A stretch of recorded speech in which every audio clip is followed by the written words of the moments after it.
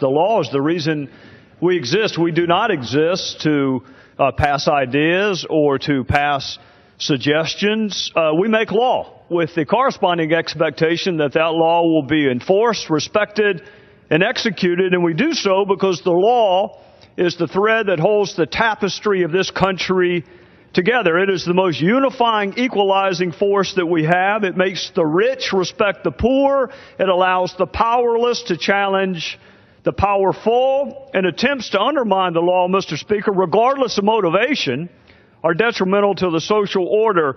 In 2014, President Obama declared unilaterally that almost 5 million unlawful immigrants would receive deferred action under some tortured definition of prosecutorial discretion. I can't help but note the word discretion means sometimes you say yes and sometimes you say no, but of course, the administration has never said no.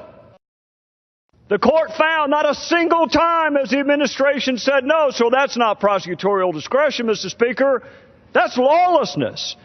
And you may like what the president did. I take it from some of the speakers that they do, and you may actually wish what the president did was actually law.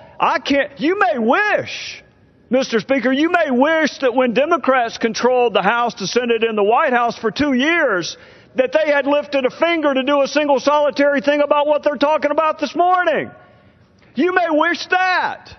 You may wish that all these grandiose policies that we are talking about this morning on the other side, that they'd cared enough about to actually make law when they had a chance, but they did not.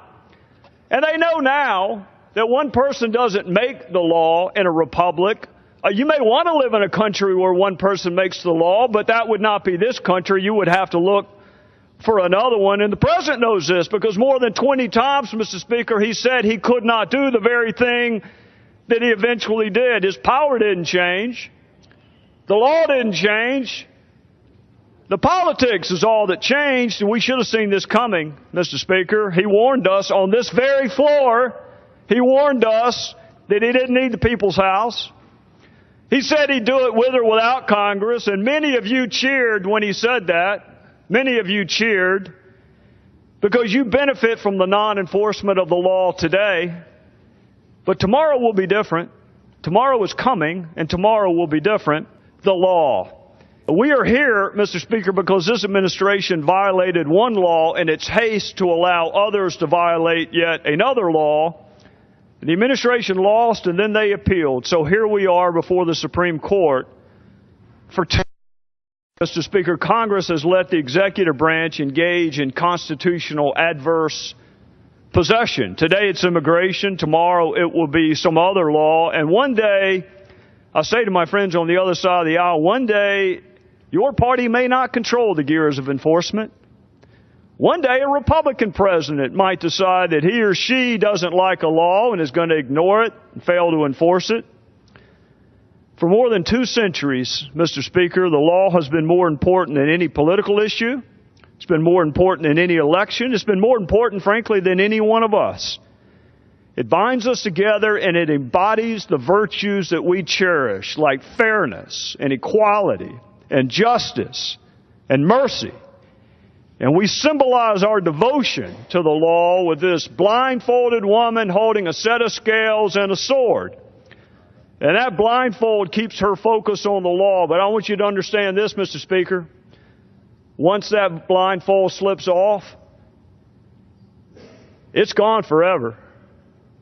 You can want to put it back on, but it is gone together because once you weaken the law, good luck putting it back together. So once you decide that some laws are worth enforcing and some are not, once you decide that some laws are worth following and others are not, you've weakened this thing we call the law, and you have weakened it forever. Let me just tell you this. I'll say this, Mr. Speaker.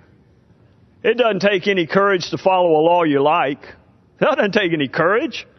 Following a law you like? What takes courage, which makes us different, is we follow laws even that we don't like. And then we strive to change them. Legally. That is the power and the fragility of the law. But once it is abandoned, it is weakened in the eyes of those who expect to follow it. I'll say this, Mr. Speaker, in conclusion. In the oath of citizenship, that we require new citizens to take, and I'm sure the Speaker already knows this, and perhaps some of my colleagues on the other side may know this as well, but in that oath, it references the law 5 separate times. 5 separate references to this thing we call the law in the very oath that we want new citizens to take. 5 times in a single paragraph. Mr. Speaker, good luck explaining why new citizens should follow the law when those in power do not have to.